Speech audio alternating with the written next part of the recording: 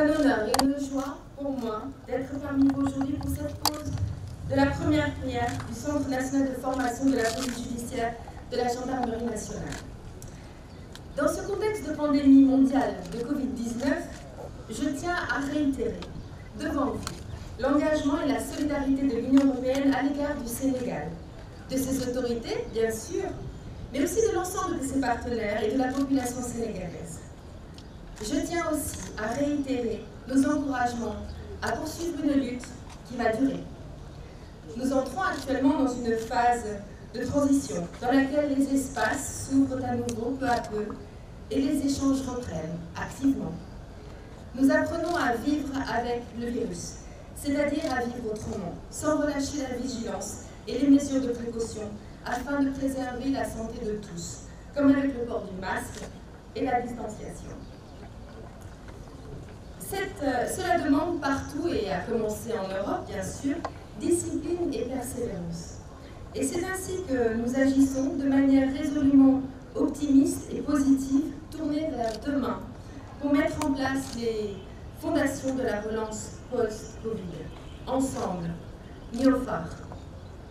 Au-delà des actions fortes et rapides des autorités pour faire face à tous les aspects de cette crise, sur le plan sanitaire, économique, social, et que l'UE a salué et fortement soutenu,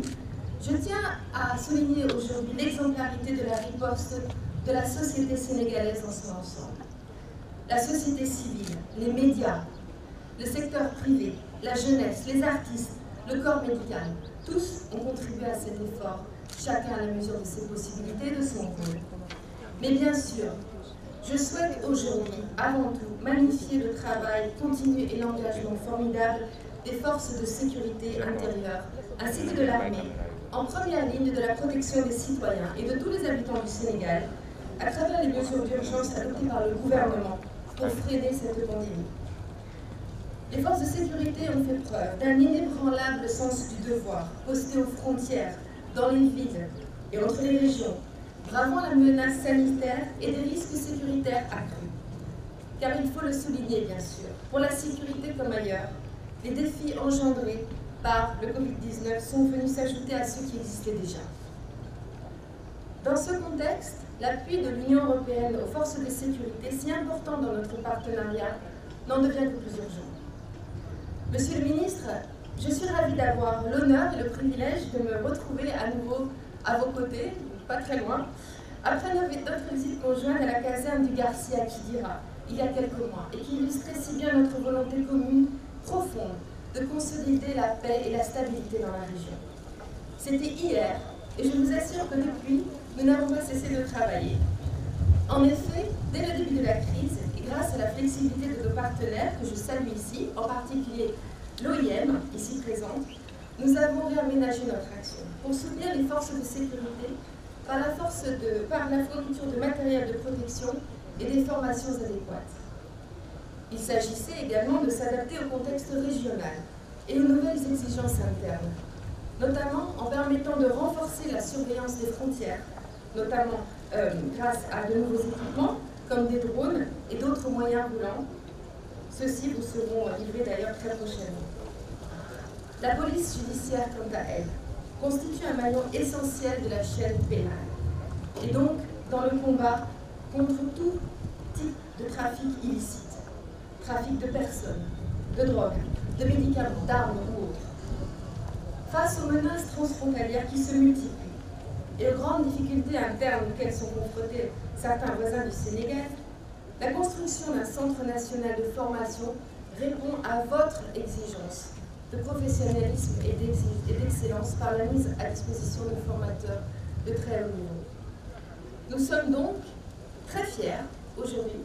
de financer la construction de ce centre dans le cadre de notre programme de sécurité intérieure connu sous le nom de SENSEC-UE, qui est le résultat d'une collaboration très étroite entre le Sénégal, l'Union européenne, l'Espagne et la France, et le signe aussi d'une confiance qui nous honore, Monsieur le ministre. Ce programme, mis en œuvre depuis 3 ans par les agences techniques de 2 États membres, CEVIPOL pour la France et la FIAC pour l'Espagne, ainsi que par l'Organisation mondiale des migrations, illustre aussi la démarche solidaire et coordonnée de la Team Europe l'équipe européenne formée par l'Union européenne et ses États membres pour offrir, en ces temps difficiles de crise, ce que l'Europe a de meilleur et de plus efficace pour lutter ensemble et gagner. Je n'ai aucun doute, Monsieur le Ministre, que notre engagement dans la sécurité intérieure et régionale demeurera une pierre angulaire de notre partenariat à l'avenir, nourri par les succès de programmes tels que le GARCI ou le POC, le partenariat opérationnel conjoint pour la lutte contre les migrations irrégulières, ou encore de nos actions régionales en matière de sécurité et de lutte contre le blanchiment d'argent et le crime organisé. Plus que jamais, le Sénégal est un acteur clé de la stabilité dans la région et l'Europe, toute la famille européenne, est à vos côtés. En conclusion, je voudrais remercier toutes les parties prenantes à notre coopération pour leur engagement constant dans la mise en œuvre de ce programme SENSEC-UE. Je voudrais le rappeler, l'objectif commun de cette coopération est la sécurité de tous, dans le respect des droits et de la dignité de chacun. Je suis confiante, Monsieur le Ministre, que ce nouveau centre de formation deviendra, à cet égard, comme entre autres, une référence nationale et régionale en matière de formation des forces de sécurité intérieure. Et je suis évidemment très impatient de prendre part, dès qu'il sera achevé, et avec vous, Monsieur le Ministre, à son inauguration.